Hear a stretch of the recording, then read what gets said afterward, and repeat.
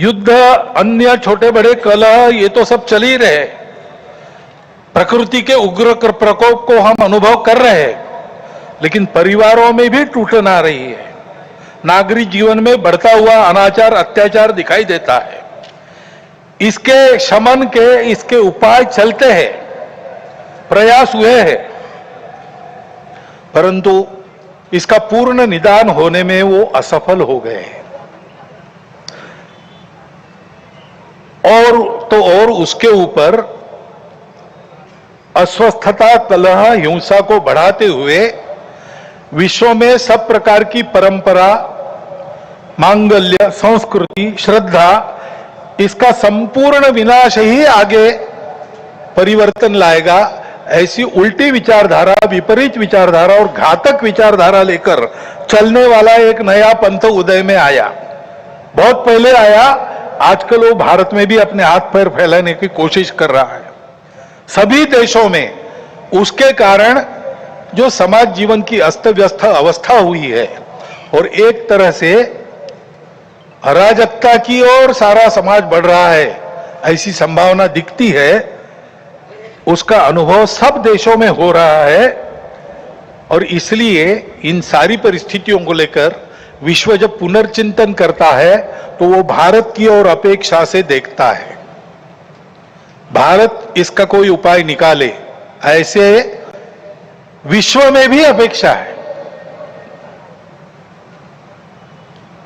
और सौभाग्य से भारत में एक आशा की किरण ये दिखाई देती है कि नई पीढ़ी में देशभक्ति की भावना, अपने संस्कृति के प्रति आस्था और विश्वास का प्रमाण निरंतर बढ़ा है।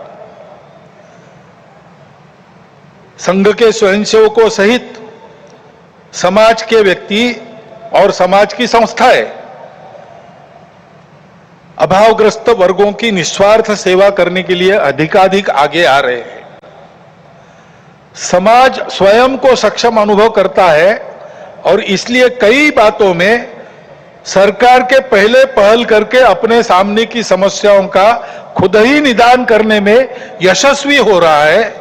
यह भी एक अच्छा लक्षण है और इसलिए ऐसे सब कार्यों में समाज का सहयोग संघ भी अनुभव करता है, अन्य ऐसे काम करने वाले संगठन और व्यक्ति भी अनुभव करते हैं। प्रत्यक्ष सहयोग और सहभाग, इसकी इच्छा समाज में बढ़ रही है और बुद्धिजीवियों में भी अपने देश के हमारा कोई स्वतंत्र अलग ऐसा कोई प्रतिमान, ऐसा कोई मॉडल हो सकता है क्या, इसकी खोज करनी चाहिए, ऐसा चिंतन बढ़ रहा है। क्योंकि भारतीय चिंतन दृष्टि एक विशेष है।